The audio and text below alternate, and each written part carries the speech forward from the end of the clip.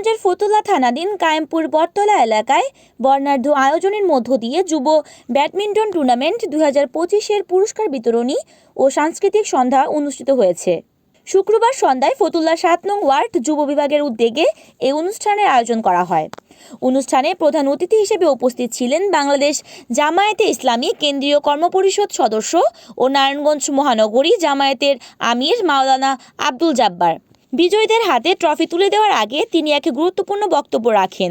মাওলানা আব্দুল জাব্বার বলেন, আগামী জাতিকে যদি রক্ষা করতে হয় তাহলে আগামী প্রজন্মকে রক্ষা করতে হবে। আজকে বাংলাদেশ জামায়াতে ইসলামী যুব বিভাগ এই খেলার মধ্য দিয়ে যে আয়োজন করেছে, আমার বিশ্বাস যুবকদের মধ্যে যে ঐক্য তৈরি হয়েছে, এই ঐক্যের মধ্য দিয়ে শুধু শারীরিক চর্চা এটি হবে তাই নয়, বরং এই এলাকায় মাদক মুক্ত করার জন্য যুবকরা ইউনাইটেড হবে ইনশাআল্লাহ। এই এলাকার সমস্ত যুবকরা মিলে যতগুলো খেলার মাঠ আছে সকল খেলার মাঠকে তারা আবাদ করবে ইনশাআল্লাহ। যতগুলো বৈধ মাঠ আছে নানা ব্যক্তিবর্গ দখল করে আছে, আমরা এই যুব বিভাগদেরকে সামনে নিয়ে আমরা ক্ষমতায় আসি আর না আসি, সেই মাঠগুলো আমরা মুক্ত করে আমাদের যুবকদের হাতে, ছাত্রদের কাছে আমরা ফিরিয়ে দেব ইনশাআল্লাহ।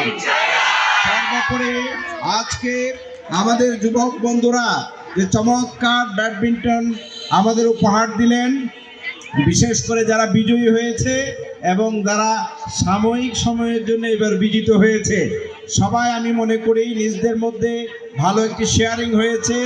আগামী দিনে নিজদের ভালো সম্পর্কের মধ্য দিয়ে, ভালো যোগাযোগের মধ্য দিয়ে আমরা এই এলাকায় যুবকদের জন্য একটি আদর্শ এলাকা হিসেবে, মাদক মুক্ত এলাকা হিসেবে, সন্ত্রাস মুক্ত এলাকা হিসেবে গড়ে তুলব ইনশাআল্লাহ।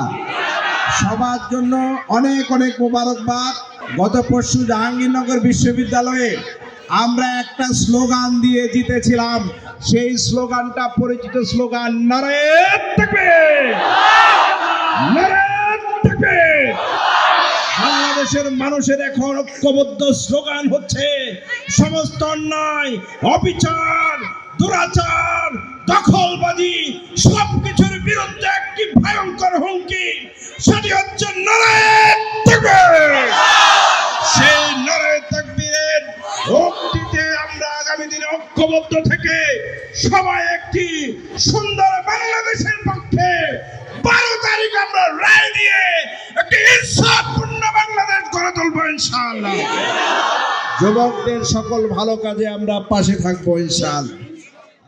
অনুষ্ঠানে বিশেষ অতিথি হিসেবে উপস্থিত ছিলেন নারায়ণগঞ্জ 3 আসনের জামায়াতে ইসলামী সংসদ সদস্য পদপ্রার্থী ডাক্তার ইকবাল হোসেন ভুইয়া, নারায়ণগঞ্জ মহানগরী জামায়াতের সাংগঠনিক উত্তর থানা আমির মাওলানা আব্দুল কালাম আজাদের সভাপতিত্বে অনুষ্ঠানে আরও উপস্থিত ছিলেন সাংস্কৃতিক সম্পাদকও নারায়ণগঞ্জ মহানগরী জামায়াতের কর্মপরিষদ মুহাম্মদ জাকির হোসেন, ঢাকা সুপ্রিম কোর্টের বিশিষ্ট আইনজীবী শাহাদাত আলী ইমন, বিশিষ্ট ব্যবসায়ী ও সমাজসেবক ফয়সাল হোসেন, বিশিষ্ট ব্যাংকার ও সমাজসেবক জসিম উদ্দিন।